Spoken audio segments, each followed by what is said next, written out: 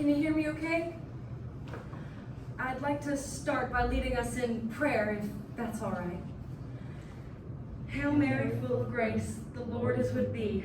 Blessed art thou among women, and blessed is the fruit of thy womb, Jesus. Holy Mary, Mother of God, pray for us sinners now and at the hour of our death. Amen. Sun Bleached Flies by Alexander Davidson. Characters: Sarah Gibson, the spitting image of her mother, graduated from high school last month. John Luke Graham, the oldest son of a Baptist preacher, has known Sarah their entire lives, stopped believing in God a long time ago. Beth Gibson, Sarah's mother, devout Baptist, trapped in her own life, but in too deep to do anything about it. Kenneth Grimm, aka Pastor Ken, John Luke's father, a Baptist preacher, the kind to constantly ask the community to donate money for whatever cause, while he lives in a house that has more refrigerators than people.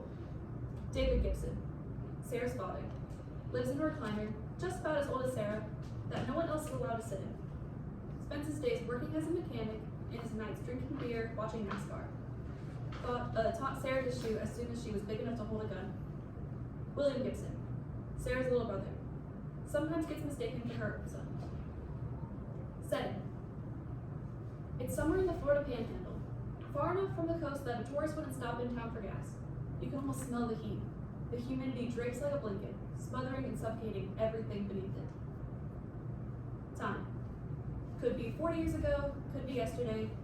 Not enough has changed to tell the difference. Jesus can always reject his father, but he cannot escape his mother's blood.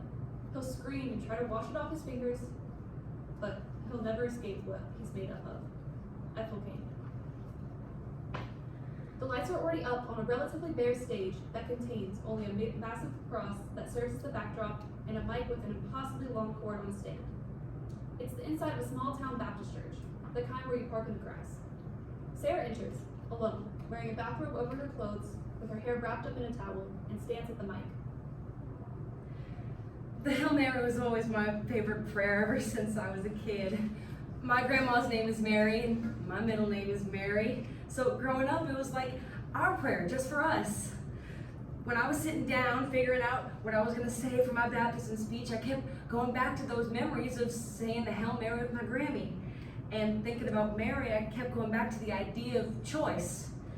Mary chose to become the mother of God when she was just 14 years old. When he asked if she would give birth to baby Jesus, what else could she say besides yes? One of the things I really admire about the Baptist tradition is the waiting until adulthood to get baptized. You can't be forced into the church. Your membership is an active choice that you have to wait until you are an adult to make. So you can make that choice uninfluenced by your family and friends and your community. I am lucky enough that choosing this life was never a difficult choice. The most difficult part was having to wait until I was an adult. I am fortunate enough to have grown up in this amazing community. I have never known anything else, so I never had to struggle to find a community. Now I just get to be fully embraced by this church as an adult, making the pure and uninfluenced decision to accept Jesus Christ as my Lord and Savior, and Ebenezer Baptist Church as my home and family. It's all I know, and it's all I want. Pastor Ken enters and stands uncomfortably close to Sarah. Let's give it up for Sarah becoming the woman of the church on this great afternoon.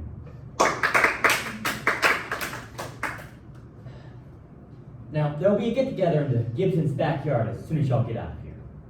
Pastor Ken exits while Sarah continues straight into the next scene. Lights up on the Gibsons' living room. It's covered in wood paneling illuminated by yellow light. The room is well loved and worn down, full of things they can't afford to replace. John Luke is sitting in a recliner, lighting a cigarette. Sarah removes the bathrobe and towel and puts them away in a basket. That's my dad's chair. Okay. So you shouldn't sit there. Smoke somewhere else. John Luke gets up and walks around the room, taking everything in.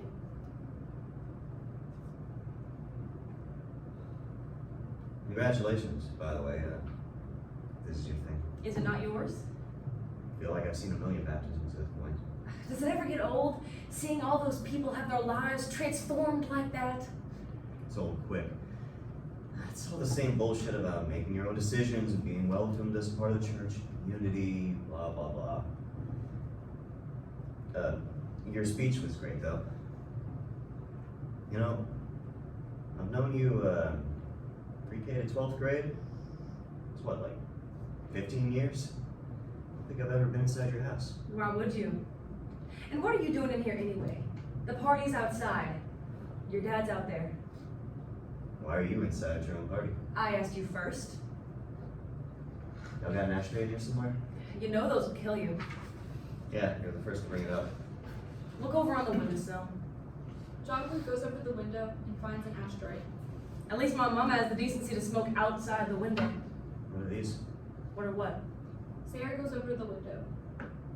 Those are just a couple of dead flies. You never seen dead flies before? On that color.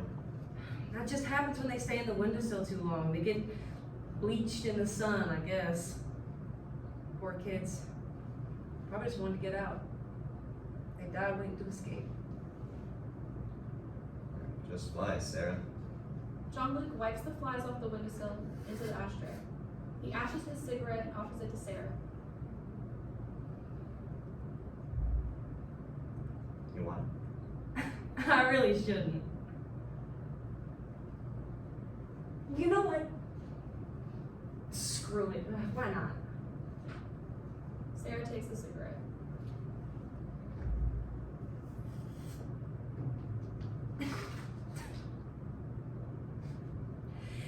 This feels good. Talking about me or the cigarette? I don't know. Both? But cigarettes are bad. I really shouldn't. But if it feels good, it can't be that bad, can it? I should probably get back to the party. Sarah hesitates before giving the cigarette back to John Luke. Why? It's your own party and you don't even want to be here. I just have to. If I had it my way, I would just leave. Leave this party, leave this house, leave this town. But, you know. Then leave. What? Why don't you leave? Take off down the interstate. We both go together. We can't just leave. Why not? Don't you have people you'd be leaving behind? What about your dad? No one left to leave. None of you come with me. Where would we even go? Take your pick. I don't know. Panama City Beach. Really? Panama City's like 45 minutes down the road. You're not thinking big enough. It's been a long time since I left Florida.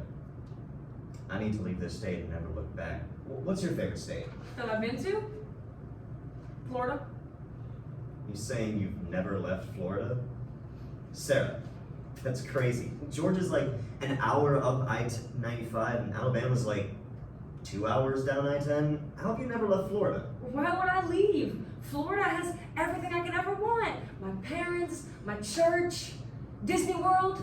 It's all here. You know, they have other churches in other states. You don't have another Disney World. I mean, Disneyland technically, but same difference. You know where we should go? Nebraska. Nebraska? What's in Nebraska? It's less about what's in Nebraska, and more about what's around. Like what? Everything. The entire country just goes on forever in every direction. Everything's possible. So, what do you say? You want to see the West with me? No. What do you mean, no? I thought,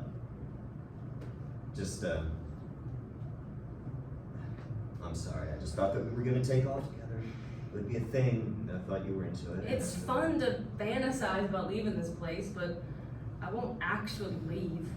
Pastor Ken enters. There's the baptism girl. We've been looking for you. I should really get back to the party. Lights up on the Gibson's living room later that night. David is in his chair drinking a beer and watching NASCAR. Will is watching with him. Sarah and Beth are cleaning the kitchen after the party. I can't believe there's any sweet tea left over. I know, I figured we would run out, so I hauled A-S-S. Ass! William Joseph! He knows how to spell, like it or not, he's growing up. Doesn't mean he can use that word in this house. Ass! Ass! Ass! Hush up, boy. Hey, Will, why don't you go play in your room before you gotta brush your teeth? Will exits. You're not that boy's mother. I'm not trying to be. A door is slammed off stage. David, go whoop that boy's ass. Now? Yes, now. I'm in the middle of something. You're not in the middle of shit. That boy needs to know he can't go around slamming doors in my house. If he stays acting like that, make me think about canceling that fishing trip. Punish him, don't punish me. Since when do you fish? Since he could trade sitting in a recliner for sitting in a folding chair. I used to go fishing when I was his age, maybe a little older. My dad would take me before he passed. I'm waiting for Will to get old enough for me to take him. Well, I've been old enough for like 10 years and you haven't taken me. I've never even heard you talk about it. Don't start with your father. David, go whoop his ass. Please. You will. I'm so freaking tired, David. I've been cleaning for days to get this house ready for the party and I still have shit to clean. Please just help me out and do this for me. You want Will whooped? You whoop him. Beth stops what she's doing and exits to go with Will herself. Can you give me 3 fingers of whiskey? Sarah pours whiskey into her glass, using 3 fingers to measure the amount. She brings the glass to David and joins him watching TV. Come on, Dale. Pass his sorry ass up. Ah, that's my boy. See him with you right there? Mr. Earnhardt. I don't really get it. It's not much to get. Well, I know. It's just a bunch of guys driving around in circles just to end up in the same place they started. It's a race to see who can get nowhere the fastest. They'll get there pretty damn fast. That's all that matters. I don't know how they don't die making those circles. Sometimes they do. Lights up on the church with Pastor Ken at the pulpit. And before I let y'all go, I have an announcement to make. It's been killing me and Marcia to keep it secret, but John Luke didn't want anyone to say anything until things were set in stone. John Luke, get up here, boy.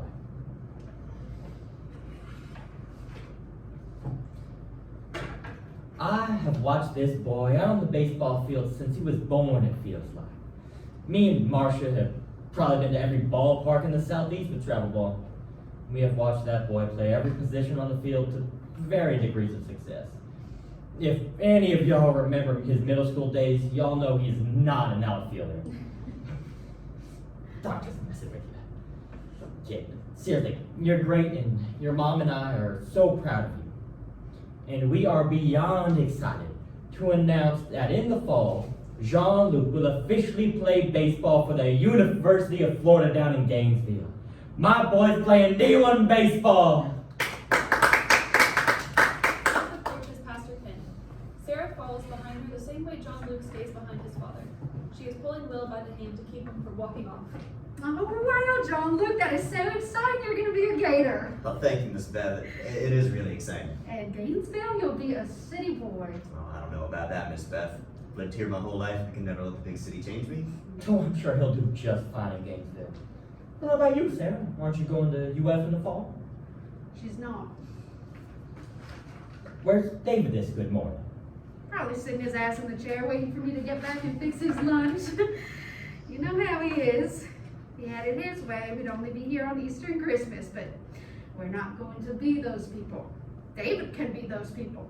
Me and my babies will not. I'm not risking our souls burning in hell for all eternity for an extra hour of sleep one day a week. That's ridiculous. And I keep telling him he needs to start coming to church before all that damn butter catches up with him, and it's too late, but you know he don't listen to me. That's me. You can't make them do anything. Like Marsha, I love her so much, but she always wants me to babysit the kids. And all the time I have to tell her, Marsha, I know you need me, but this whole community needs me. And if she needs a babysitter, Veronica's right there. That's what daughters are for. Right, Sarah? Oh, she knows. Hey, Sarah, while I have you here, do you think you can give me a hand digging around the storage closet? Why don't I give you a hand, Pastor Kim? What are we looking for? A radio. Dear Lord, what would you need a radio for here? I heard some other churches were bringing secular music into their service, but we don't need to bring that here. There's an Alcoholics Anonymous group that uses the space. They requested a radio, some guided meditation on tape or something. Meditation. I guess old-fashioned prayer just won't cut it these days. What storage closet do you want to start with? The one in your office or by the kitchen? Let's start in my office. Beth and Pastor Ken exit together. I got Will. Don't worry about it. Are you gonna be on TV? Come on, let's go wait in the car. Don't bother John Luke. He's not bothering me none. John Luke gets down to Will's eye level. Your name's Will? Mm-hmm. Short for William? Mm-hmm. I have a cousin named William on my dad's side of the family, the Gramps. He goes by Billy, though. When you play baseball, are they gonna put you on a TV? Oh, yeah. Baseball's such a big deal down there. There's gonna be camera crews and thousands of people in the stands watching me play. You know, when I was your age, my mom would stay at home with my sisters, and me and my dad would go down to UF and watch them play baseball. We'd eat ice cream and sweat our asses off in 100-degree heat, and we'd say, "Oh, you think you're sweating now? Imagine when you're out on the field." I like ice cream. Yeah. Why don't we go get some? Me, you, and Sarah. My treat. Can we please? Damn it, John Luke. What? He hasn't even had lunch yet. So? Yeah, so? So he can't have ice cream. Come on, why not? He doesn't have any real food in him. His stomach will hurt. Oh, come on, Mom. It's just ice cream.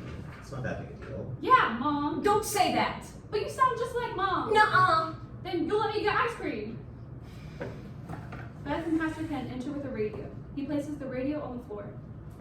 Sarah Mary, what are you doing? That boy doesn't have any real food in him. He can't have ice cream. That's not... Don't embarrass me. I'm sorry. I know. Let's go. I need to make lunch for your father. Meet me in the car. Actually, Miss Beth, would it be all right if Sarah stayed here for a bit? So we could pray together?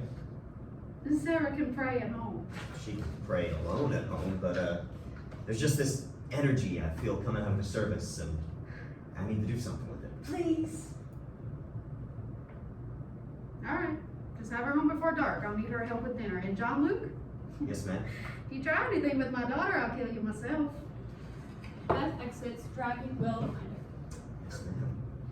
I need to head on home and help your mom out with the girls, but you two can stay as long as you like. You have keys, right? Yeah, Just make sure to lock up when you leave. And please don't touch the radio. will do. And Sarah, it's great to see you, sweetie. Pastor Ken kisses Sarah on the cheek. She does not return the gesture. Mm-hmm. I'll see you at home, John Luke. Pastor Ken exits. What's wrong? Sarah wipes her cheek with the back of her hand. Nothing. Sorry if I got you in trouble with your mom. Okay. So what happened with UF? Nothing happened. I'm just not going. Why? You really wanted to go. I know you don't want to sound like you care about anything, but I know you care about UF. Did they reject you? That'd be crazy. Oh, I got in. On scholarships. So what happened? Not enough scholarship. You mean not enough? I got a full ride. Congratulations. Sarah sits on the floor and holds her hands out for John Luke to hold. What are you doing? Praying? You said we were going to pray, so we're praying. I wasn't being serious about that. Okay. I don't pray. Humor me. I don't know, Sarah. You owe me. I smoked with you, so now you pray with me. And that's not the same thing, like, at all. They feel similar. Do they really? Sure. John Luke sits across from her and holds her hands.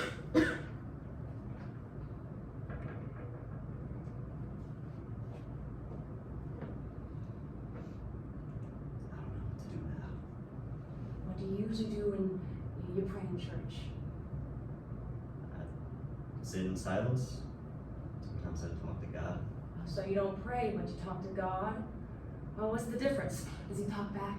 I'm not gonna pray with you if you're gonna make fun of me. No, seriously. What's the difference? I don't know. I spent my whole life talking to God, and I guess I just never stopped. So what are we do? Well, I start off with, God bless me, take care of me, and make me a good child. Well, I get bless me and take care of me, but make me a good child? Yeah, it's just a little prayer I've been saying pretty much my whole life. My mom taught it to me when I was a kid. Okay, so God bless me, take care of me, and make me a good child. Now what?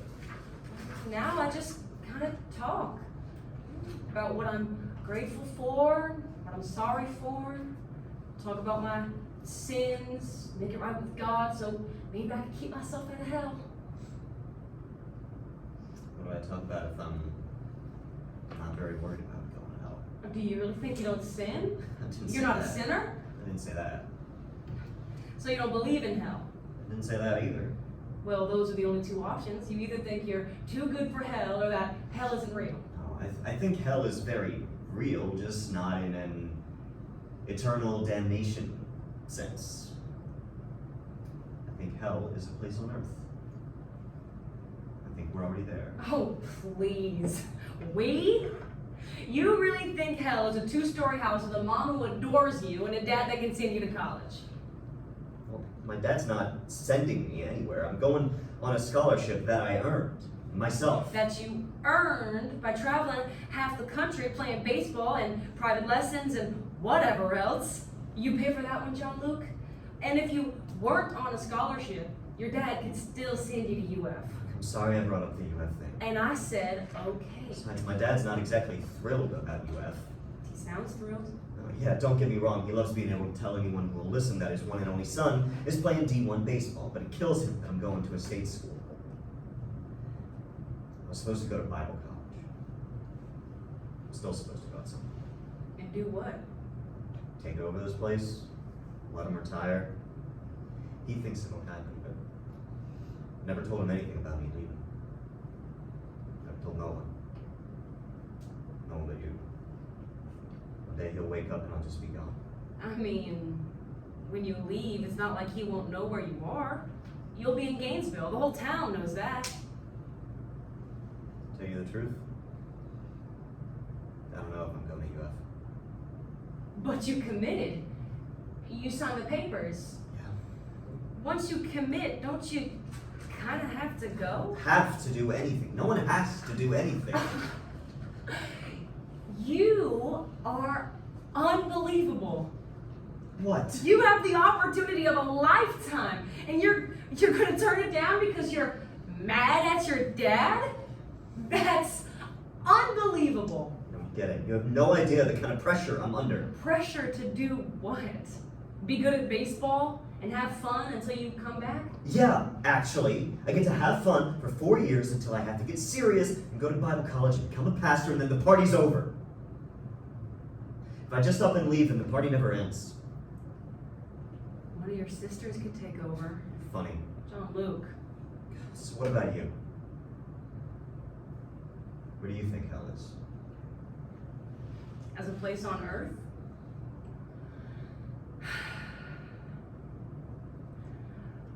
I think hell is the living room. It's my dad in his chair watching whatever race or game or I don't even know, and my mom just being my mom. You know, my mom does this really infuriating thing where she just doesn't accept apologies. I could be sobbing on my knees saying, I'm sorry. And the only thing she ever says is, I know. Never, it's okay. Not even, I accept your apology. Just, I know. It feels like in that house, the paint's full of lead. And I just stay, breathing it in. Leave whenever you want. Just say the word and we're gone. I'm not going to Nebraska with you. Where else are you gonna go, Sarah? To the living room, I guess.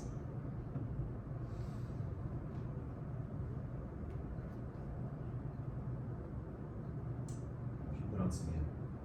And do what? Dance. We're Baptists. We don't dance. Says who? I don't know. God? Your dad? Psalm 149. Let them praise his name with dancing and make music to him with timbrel and harp. Does that sound like a God that doesn't want us to dance? What even is timbrel? Who cares? John Luke turns on the radio and turns the volume all the way up. I don't even know what to do. I don't know how to dance. John Luke goes behind Sarah and holds her arms. He moves her body to match his own movement.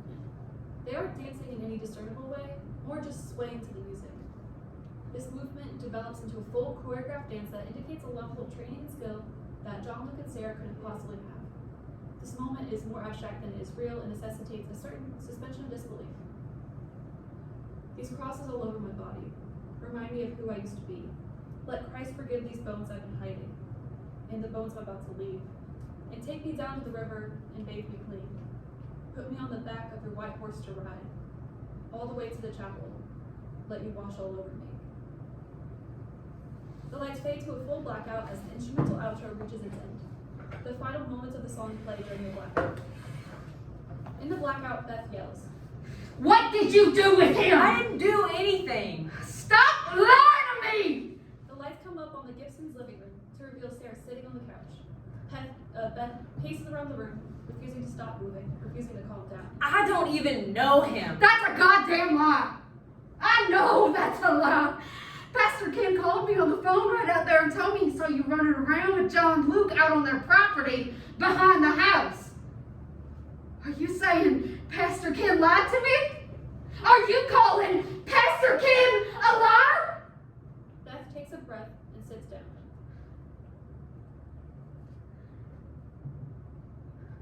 Are you pregnant? What? How long? How long what? How long have you been running around with that boy? I don't know. A couple months. It can still be a little early to tell. What are you talking about? Maybe having a baby wouldn't be the worst thing for you, especially John Luke's. It's probably the best family you can marry into.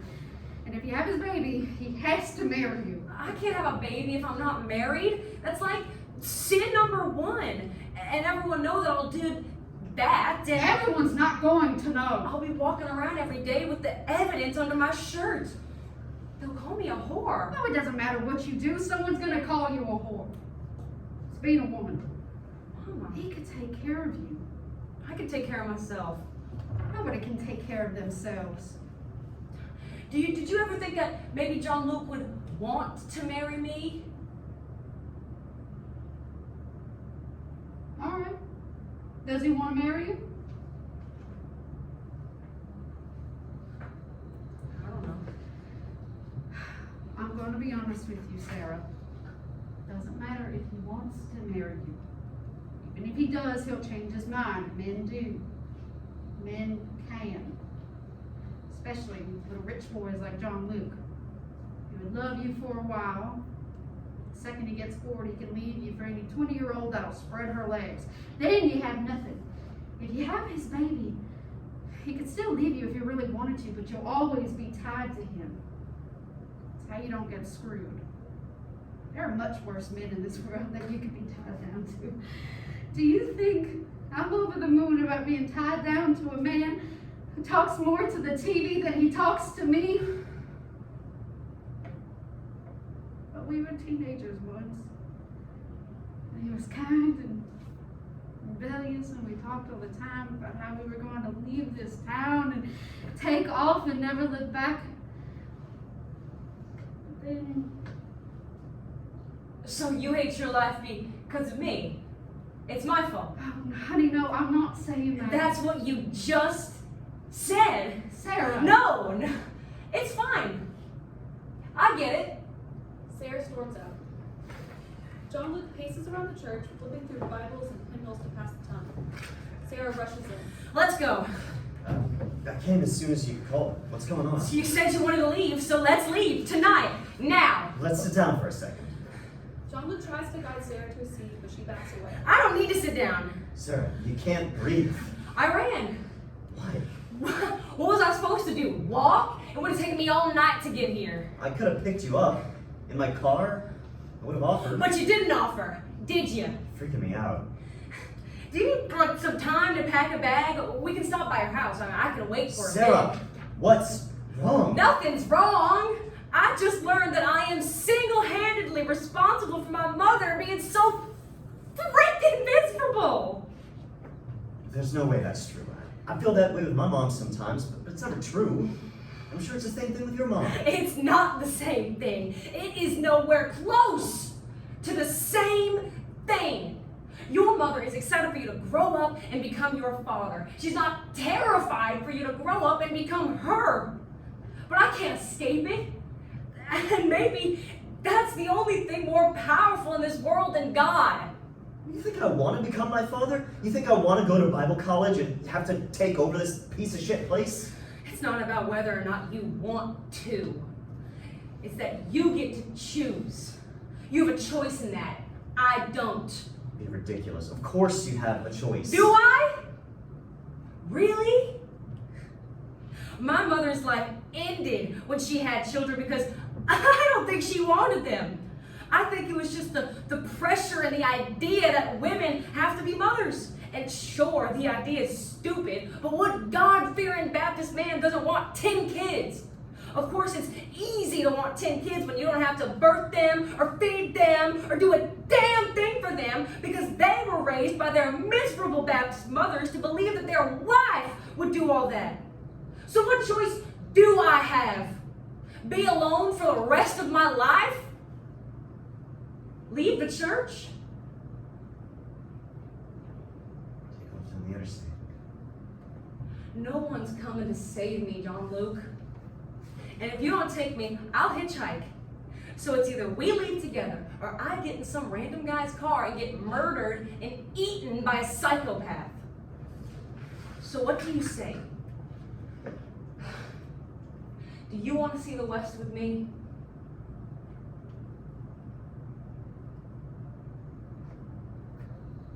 Sarah Marie Gibson, it'd be an honor.